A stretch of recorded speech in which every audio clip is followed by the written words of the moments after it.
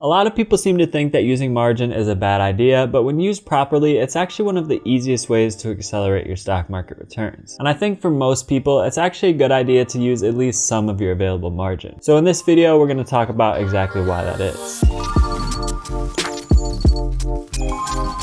My name is Charlie, and on this channel, I make videos about building wealth and achieving financial freedom so that you can free up your time to focus on the things that you truly care about. So if you haven't seen my recent video where I talked about how to use margin safely, I would recommend checking that one out first, because in that video I talk more about how margin works and why it's actually not dangerous to use like many people seem to think it is, at least when used properly. So the goal of this video is really just to show you how powerful using margin can actually be and why you probably want to start using it if you aren't already. And the main reason to use margin is just because it allows you to accelerate your returns with pretty much no additional effort, simply because you have more capital to work with. So if you're selling covered calls, for example, as I talk about on this channel, using margin allows you to buy more sets of 100 shares and to then collect more premium by selling calls against those shares. Personally, I try to use about 40% of my available margin or less at all times. So based on that, let's take a look at some numbers to see the type of impact that using margin can actually have.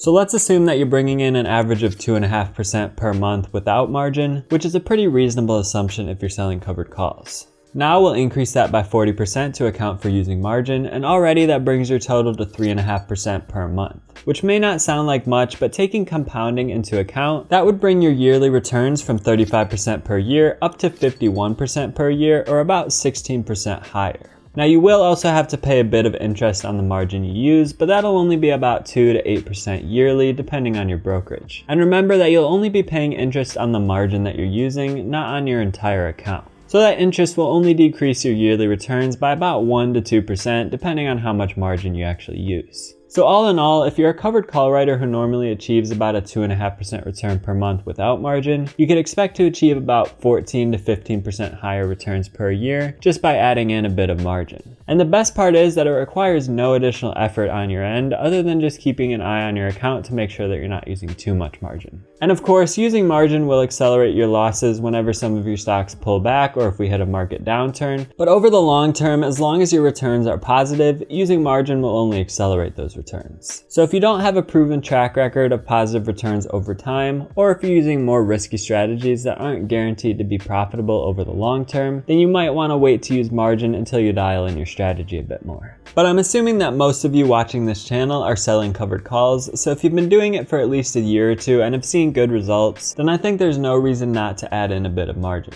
Now, in addition to increasing your overall returns, using margin allows you some more flexibility with the types of stocks that you're trading. So specifically, if you're working with a relatively smaller account, let's say less than about $50,000, you may struggle to find enough solid stocks to sell covered calls on while still maintaining a diversified portfolio. But if you use a bit of margin, that gives you up to about 30 to 40% more capital to work with, which could either allow you to trade more expensive but safer stocks that you couldn't otherwise afford, or just to diversify into several different, more solid stocks, which helps a lot with your portfolio stability. Because personally, I do like to trade mostly solid Dow components like Apple, Microsoft, and Nike, since they have great fundamentals and tend to perform well over time, while still being pretty stable during most market pullbacks. Now, another thing that margin allows you to do is use some additional strategies alongside your covered call writing and long-term holds to bring in even more premium. Specifically, I'm talking about strategies like selling naked calls and setting up bear call spreads, which allow you to bring in premium without initially owning any shares. So for example, let's say you have a $100,000 account and your brokerage gives you up to an additional $100,000 of available margin. Using my 40% rule, I would aim to use no more than $40,000 of my available margin, but that still leaves me with $60,000 of available margin that I'm not using. So what I could do with that is sell a few naked calls. For example, I might sell one on Square and one on AMD.